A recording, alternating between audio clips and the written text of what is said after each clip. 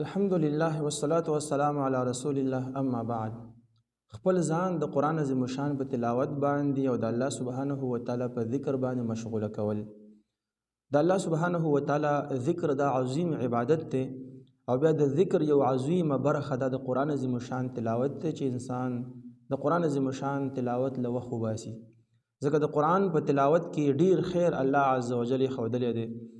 حدیث د عبدالله ابن مسعود رضی الله عنه کې راځي چې رسول الله صلی الله علیه وسلم فرمایلی دي من قرأ حرفا من کتاب الله فله به حسنه.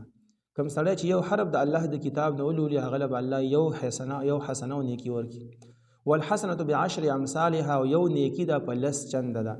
نبی صلی الله علیه وسلم فرمایي لا اقول زدا سنوم چې الف لام میم حرف الف لام میم دا یو حرف دی ولكن الف حرف ولام حرف ومیم حرف. الف ځان له حرف دی، لام ځان له حرف دی، میم ځان له حرف دی. مطلب دا شو چې په الف لام میم ویلو باندې انسان ته 10 نیکۍ ملاوي. دا شانته بل حدیث د ابي امامه الباهلي رضی الله عنه کې راځي چې ما د نبی صلی الله علیه وسلم نو اوریدل چې هغه فرمایل اقرأ القرآن قرآن لولې فانه یأتی یوم القیامة شفیعا لاصحابه.